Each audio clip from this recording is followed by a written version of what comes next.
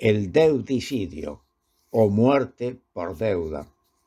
El presidente Alberto Fernández, ante la Asamblea General de la Organización de las Naciones Unidas, manifestó que es imprescindible una reconfiguración de la arquitectura financiera global. Como ejemplo, citó que América Latina y el Caribe destinan un 57% de sus exportaciones al pago de servicios de la deuda externa. Ubiquemos esto en una situación personal. Si mi salario es 100, me va a quedar menos de la mitad para vivir, porque más de la mitad se la va a llevar el banco. Si mi ingreso por la actividad productiva, por la atención del comercio, es 100, el banco se va a quedar con más de la mitad de lo que me ingresa, y esto es insostenible. Alberto Fernández precisó que el caso nuestro, el caso de la Argentina, representa el de un país que ha sido sometido a un endeudamiento, escuchemos esto, tóxico e irresponsable con el Fondo Monetario Internacional. Y ya en el deudicidio recordó que los 57.000 millones de dólares que Macri consiguió del fondo para su campaña electoral, no lo dijo esto Alberto Fernández, esto lo decimos nosotros, lo dice quien está hablando, de los 57.000 millones de dólares que consiguió Macri para su campaña electoral, equivale a todo lo que el Fondo Monetario Internacional desembolsó en el año de la pandemia a 85 países del mundo. Una campaña electoral financiada con fondos que equivalían al desembolso anual por la pandemia a 85 países del mundo. Dijo Alberto Fernández, no hay ninguna racionalidad técnica, ni lógica ética, ni sensibilidad política que pueda justificar semejante aberración. Lo más grande aún, afirmó, es que gran parte de los recursos suministrados a la Argentina han sido fugados del país por una apertura irresponsable de las cuentas de capital. Entonces aquí es donde llegamos a una situación que no tiene otra forma de enfrentarse que no sea realmente, para solucionarlo, que no sea la de acciones legales. Y justamente en abril de este año, la Presidencia de la Nación, mediante el decreto 239, instruyó al procurador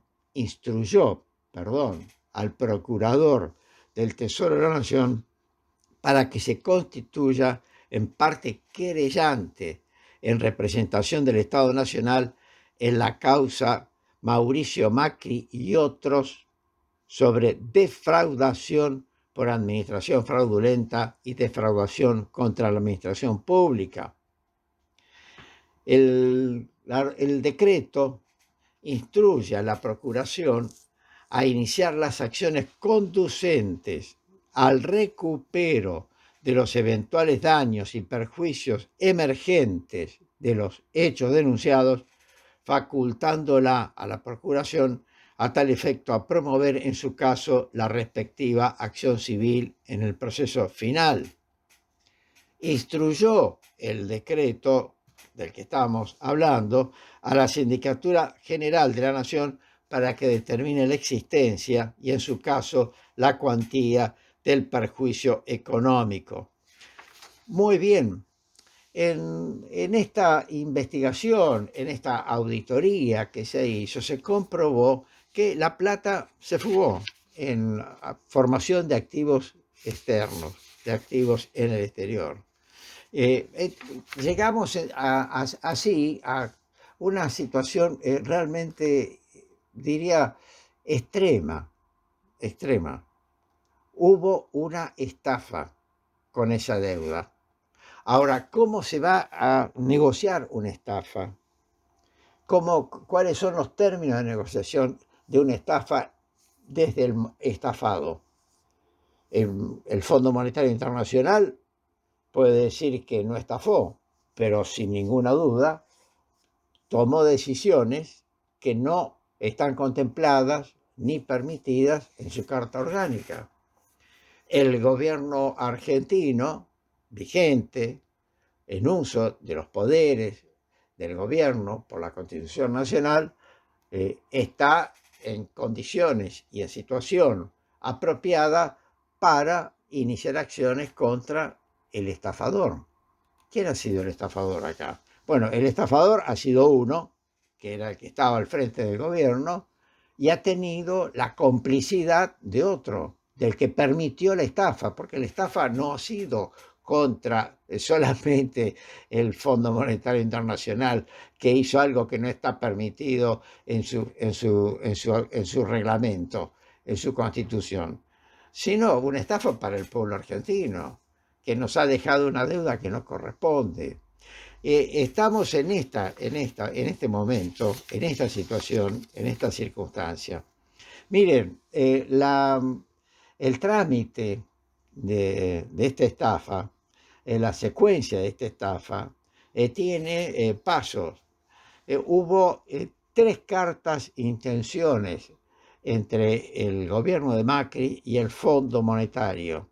La primera carta de intención fue el 12 de junio, por la cual el fondo le concedió 50.000 millones de dólares, equivalentes al 1.110% de la cuota que tiene la Argentina en el fondo. El 18 de junio, es decir, 6 días después, hubo una segunda carta de intención. Y el 17 de octubre, una tercera carta de intención que le agregó 7.100 millones de dólares a los 50.000. Por lo cual, el monto que tomó la Argentina representa el 1.277% del cupo que tiene en el fondo. Ahora, esos fondos fueron transferidos, fueron aprobados por el Fondo Monetario como apoyo presupuestario y aceleración del cronograma de desembolsos. ¿Qué pasó con eso? Y bueno, pasó que esos fondos se fugaron. Esos fondos se convirtieron, como decíamos recién, en lo que se llama la formación de activos externos. En esta situación estamos con el Fondo Monetario. Es cierto, hemos tenido que pagar este año una cuota, pero viene la negociación que no está cerrada de ninguna manera. ¿Por qué? Porque está en curso esta demanda, está en curso esta acción penal contra quienes cometieron semejante tropelía. Y es muy, diría, muy complicado que un país llegue a un acuerdo por una estafa cuando tiene una demanda penal por esa estafa.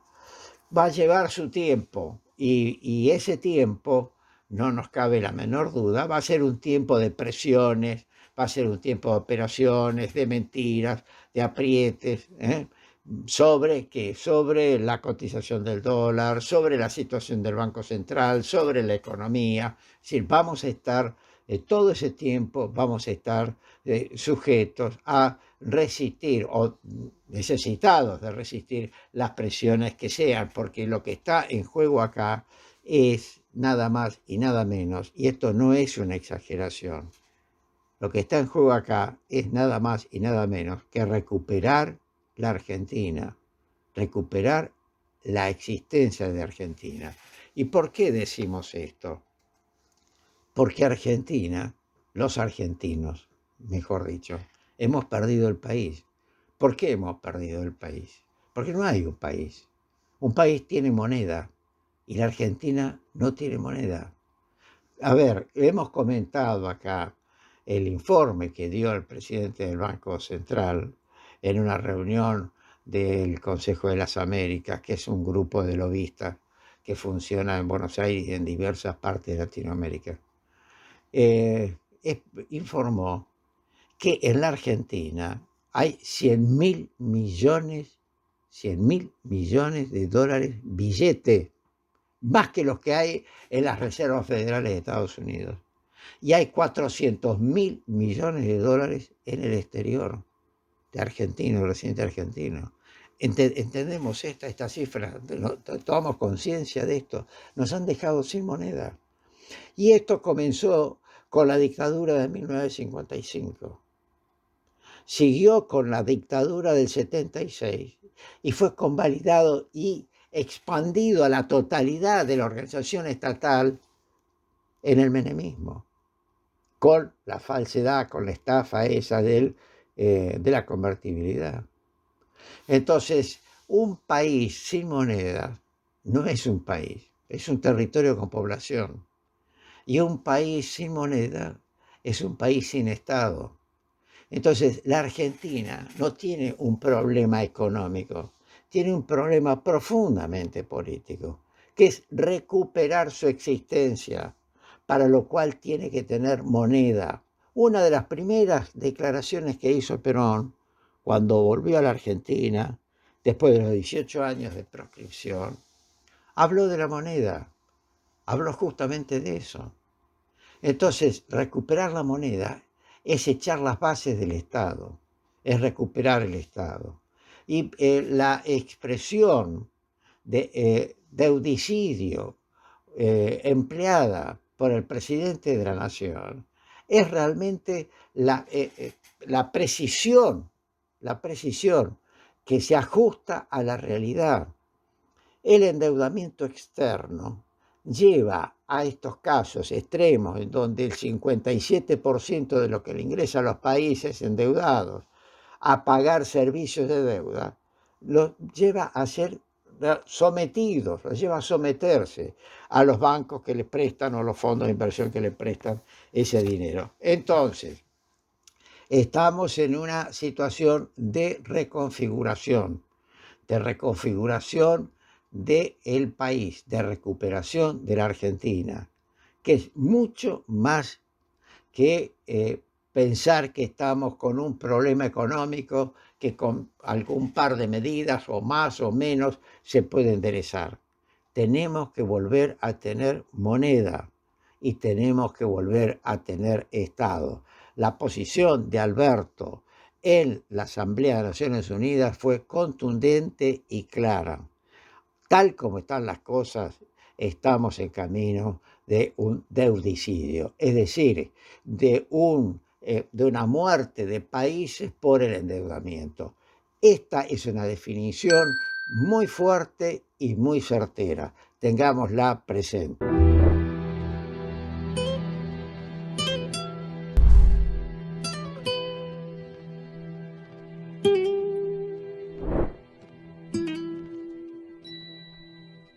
Buenas tardes, queridos oyentes de Obligados a Volver. Soy Marina Martínez y esta es mi columna de Perspectiva Psi.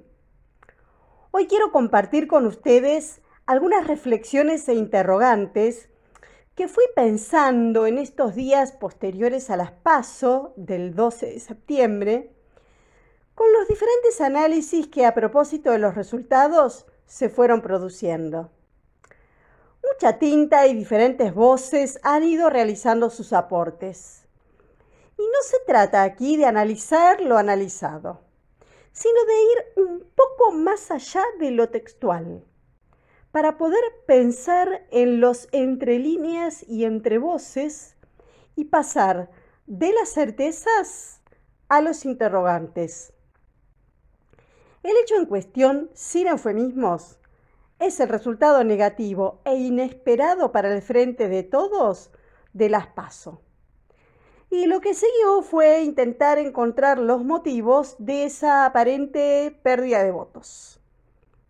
Les propongo que dejemos a un lado la bronca, el temor al avance de la derecha o incluso la decepción y evitemos echar culpas, para poder centrarnos en algunas preguntas que me parecen importantes para plantear, si es que queremos entender por qué algunos sectores sociales, como aquellos que viven en barrios vulnerados, no habrían votado al peronismo.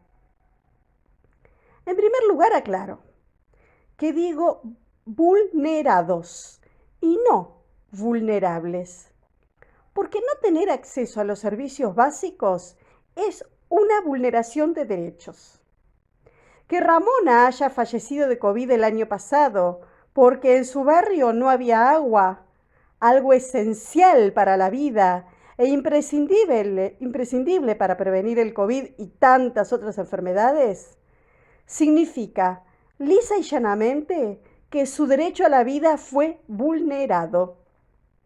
Entonces, cuando digo vulnerados, me refiero a que no es responsabilidad de quienes habitan esos barrios el ser vulnerables, sino de quienes deberían resolver, por lo menos, el acceso de sus habitantes a los servicios esenciales. Y con respecto a las personas que viven en los llamados barrios populares, que no porque se los nombre de otra manera son menos vulnerados, circuló en las redes en estos días una nota de Mayra Arena, quien se autodefine como pobre por haber vivido en uno de ellos en Bahía Blanca, y las respuestas de César González a Mayra, que también se conoce de cerca cómo se vive en las antes llamadas villas. A partir de sus planteos me surgió esta pregunta: ¿de qué sujeto político se habla cuando se nombra a los pobres, los que menos tienen, los más vulnerables? ¿A qué sujeto político le habla el peronismo cuando se dirige a los pobres? ¿No parece a veces que se lo siga pensando como aquellos a los que se dirigían Perón y Evita? Yo creo que algo de esto hay. Y lo que dice Mayra Arena, aunque se arroga la representación de todos los pobres y habla desde una certeza de saber lo que ellos quieren, sienten y piensan, me lleva a creer que cuando hablamos de quienes viven en barrios vulnerados, según desde qué sector social lo hagamos, siempre es desde nuestra perspectiva y no desde su propia perspectiva. Y ahí es cuando siempre nos equivocamos. Aun cuando les podemos pensar desde la empatía, pero con un techo sobre nuestras cabezas y algo para cobrar a fin de mes.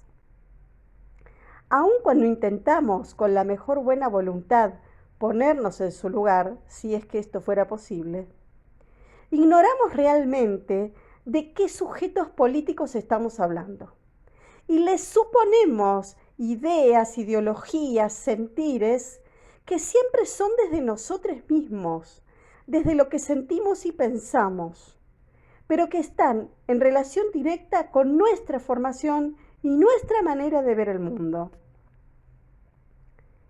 Lo que le responde César González a Mayra Arena es muy importante, porque reduce la certeza y cuestiona la homogeneidad que ella supone al arrogarse el saber sobre ser pobre.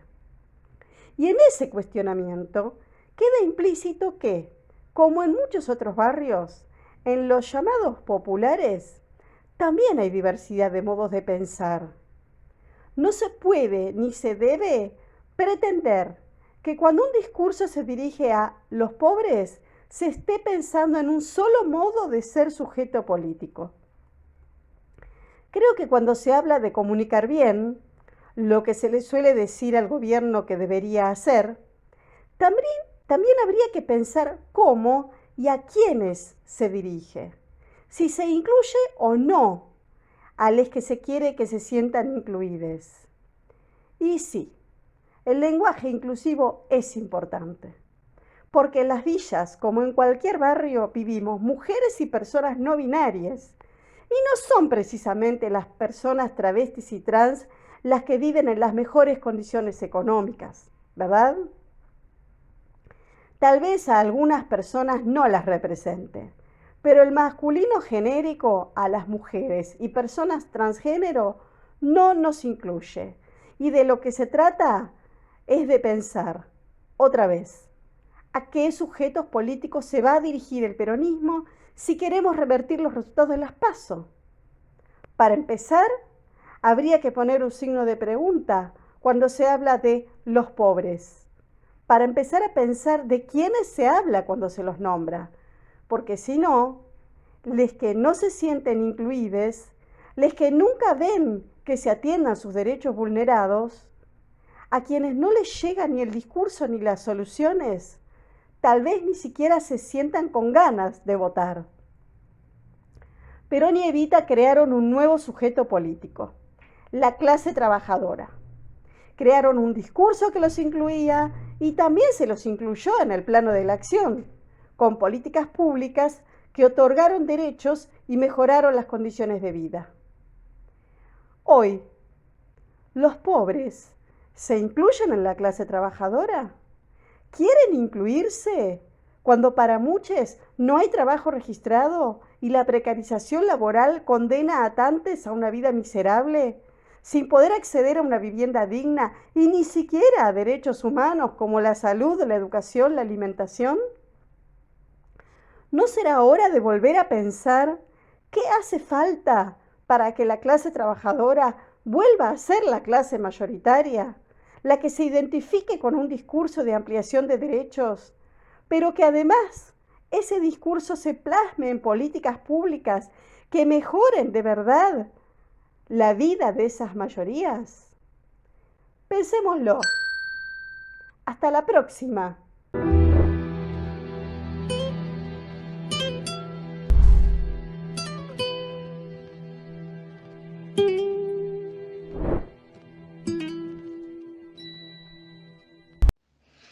¿Cómo les va a los y las oyentes de Obligados a Volver? Soy Alberto Sileoni, agradezco la invitación para pensar junto con ustedes en esta nueva etapa tan significativa que ha relanzado el Gabinete Nacional, después de que el presidente haya escuchado la voz de la sociedad, ¿no? Una sociedad que nos ha pedido a los que estamos en el campo nacional y popular repensar el rumbo, ¿no? En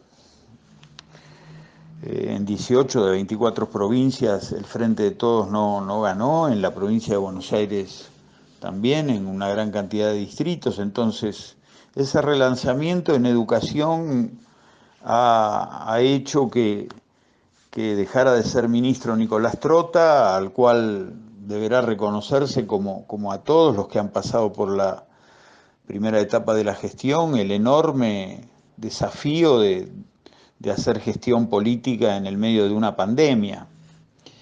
Y justamente al dejar Nicolás Trota el cargo ha asumido Jaime Persic. Puedo hablar desde lo personal. Jaime Persic ha sido quien me ha acompañado en carácter de viceministro del año 2011 al 2015. Es una persona de sólida formación y que no ha dejado de estudiar en todo este tiempo y de formarse. Ha sido alguien que tiene una relación con las poblaciones carecientes muy importante, ha hecho muchos trabajos de políticas educativas relacionadas con los que menos tienen, y debe ser una de las pocas personas que ha sido responsable de las dos secretarías del ministerio. Ha sido secretario de Educación, que es quien tiene a cargo toda la educación obligatoria, y ha sido secretario de Políticas Universitarias. Me parece que es una designación auspiciosa. Me parece que ha acertado el presidente con el nombramiento de Jaime Persic, y rápidamente en sus primeros pasos ya está demostrando que en algún sentido quiere reposicionar el tema educativo. recuperar la normalidad, para decirlo de alguna manera, educativa, la presencialidad. Es cierto que, por supuesto, lo puede hacer porque los índices sanitarios cada vez son más benignos y posibilitan esta decisión. Y me parece que el centro de lo que ha dicho en estas horas que lleva como ministro es fundamentalmente recuperar yo lo que diría es una épica del retorno. Hay cifras muy, muy preocupantes respecto de los niños, las niñas y los jóvenes que han dejado el sistema educativo. Son centenares de miles que tienen una relación o pobre o nula con el sistema educativo. Fundamentalmente la pandemia ha desnudado desigualdades económicas, etarias, tecnológicas, de género, territoriales. Por tanto, debe ser nuevamente el Estado quien esté al lado de todos aquellos que no han tenido posibilidades porque no tienen justamente los instrumentos tecnológicos adecuados, o porque hay 1 o 2 teléfonos para 5 o 6 integrantes de una familia y esos teléfonos no tienen internet, esos teléfonos no tienen datos móviles, y las grandes empresas telefónicas esconden las tarifas básicas para que la gente no las conozca y no se puedan abonar a ellas. Entonces hay una enorme epopeya que hay que hacer. Esto se debe hacer en el Consejo Federal de Educación, que es la reunión de los 25 ministros, y un solo objetivo primario y urgente: traer a los que se fueron. Pero, por supuesto, como se dice ahora, debe haber políticas de 2 velocidades. Esta que acabo de decir es urgente, pero inevitablemente no hay que dejar de pensar que el sistema educativo necesita mejorar los aprendizajes, que es posible pensar en otra institucionalidad de la escuela, que es posible y necesario pensar en otra organización de la escuela secundaria, y este es el tiempo como para hacerlo después de esta pandemia que se ha llevado 115.000 argentinos. Así que un tiempo que es de esperanza, un tiempo muy difícil en materia educativa, pero que es de esperanza, con la voluntad de reposicionar la educación, de reposicionar la inversión en educación, de volver a construir escuelas, de volver a distribuir libros, de volver a poner la educación técnica en el lugar que debe estar, y poder restañar el enorme daño que hicieron 4 años de un gobierno deleterio y destructivo como el de Mauricio Macri y los 18, 19 meses de la pandemia. Así que una expectativa positiva en el medio de estos dolores. Agradezco una vez más a Edgardo Marciota y los compañeros y a todos ustedes, oyentes de Obligados a Volver, y agradezco esta posibilidad de pensar junto con ustedes algunas ideas sobre la educación de la patria.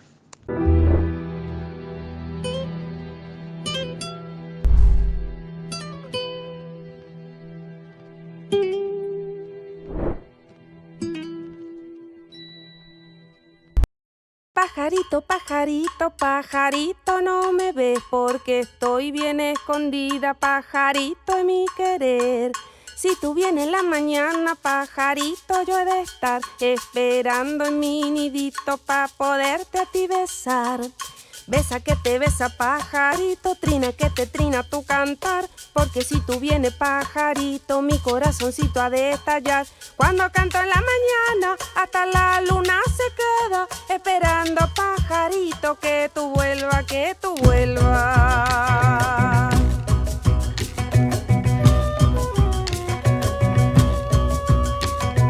Arribita en la colina veo un pájaro granar, no es mi lindo pajarito, es ave de otro corral, es ave de otro corral, ese plumón cocorero, grana y grana en su nidito, chua y chua pendenciero. Besa que te besa, pajarito, trina que te trina tu canto. vienes pajarito, mi corazoncito ha de estallar. Cuando canto en la mañana, hasta la luna se queda esperando, pajarito, que tú vuelvas, que tú vuelvas.